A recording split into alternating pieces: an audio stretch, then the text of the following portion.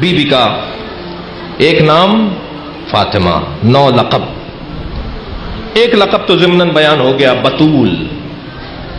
بتول جس کے ہاں ایک لمحہ بھی طہارت سے خالی نہ ہو، ایک لمحہ بھی جہاں طہارت سے خالی نہ ہو. معجزہ ہے پوری ذات. ڈاکٹر بیٹھے مجلس میں، قلم توڑ ڈالیے بتول کا نام لکھتے ہوئے، اس لیے کہ بتول ہو اور مادر حسنین بھی ہو.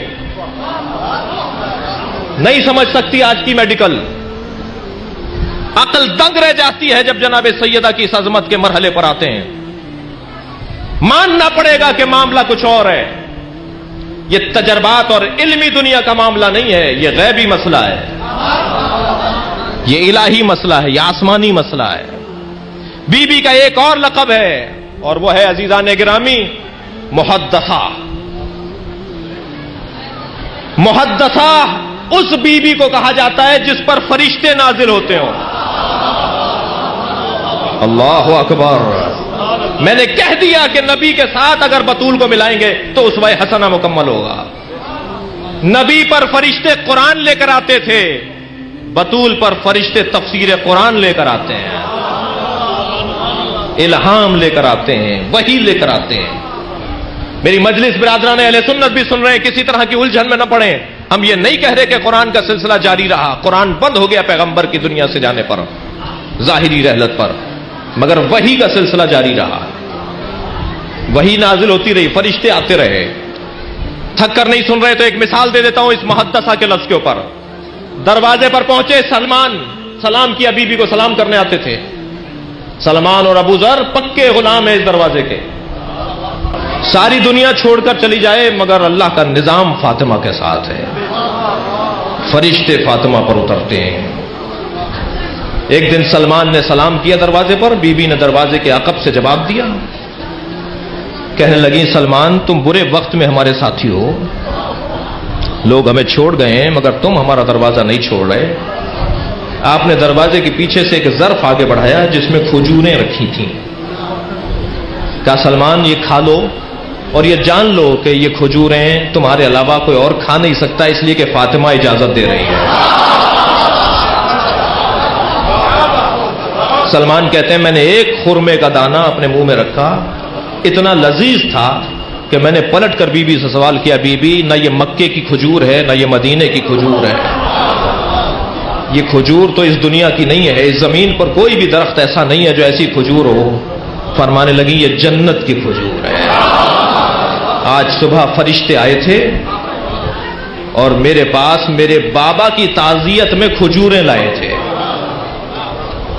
سنت بھی ہے کہ جب مجلس ترحیم ہو، لہذا عرب دنیا میں اور ایرانی دنیا کے اندر تو کھجوریں مجلس ترحیم میں تقسیم کی جاتی ہیں. ہمارے ہاں شاید اس کوئی اور وجہ ہے کہ کھجوریں تقسیم کی جائیں تعزیت کے لیے. جنت سے جب فرشتے آ رہے ہیں بی بی کے پاس تو کھجوریں لے کر آ رہے ہیں، محدثہ جس سے فرشتے باتیں کرتے ہوں. ایک اور لقب سناؤں عزیزان گرامی. بی بی کا ایک لقب ہے زہرا. زہرا اجلت میں بولتے ہیں ہم، تلفظ زہرا. بی بی کو زہرا کہا جاتا ہے. کیوں؟ اس لیے کہ جیسے آسمان والے اور زمین والے ایک دوسرے سے تعلق برقرار کر رہے ہوں کہ زمین والے آسمان کے ستاروں اور چاند کو دیکھ کر محظوظ ہوتے ہیں، ایسے جب آسمان والے زمین پر کسی کو چمکتا ہوا دیکھتے ہیں تو اسے فاطمہ زہرا کہا جاتا ہے.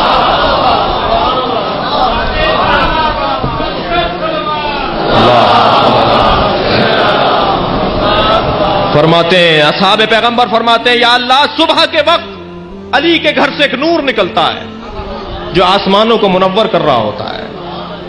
یا رسول اللہ ظہر کے وقت علی کے گھر سے ایک اور نور نکلتا ہے جس کا رنگ زرد ہوتا ہے، وہ آسمانوں کو منور کر رہا ہوتا ہے. اے اللہ کے نبی مغربین میں علی کے گھر سے ایک نور نکلتا ہے جو آسمانوں کو منور کرتا ہے، زمین سے آسمان کی طرف جاتا ہے. یا رسول اللہ یہ کیسا نور ہے؟ سامنے سے میرے مولا آتے ہوئے دکھائی دیے. فرمایا علی آ رہے ہیں، خود بتائیں گے. جیسے مولا قریب آئے فرمایا یا علی بتائیں، لوگوں کو سوال ہے کہ آپ کے گھر سے نور نکلتا ہے اوقات نماز میں. فرمانے لگے جب میری زوجہ فاطمہ مصلی پر کھڑی ہوتی ہے تو اس کے وجود سے ایک نور نکلتا ہے جو آسمان کی طرف جاتا ہے.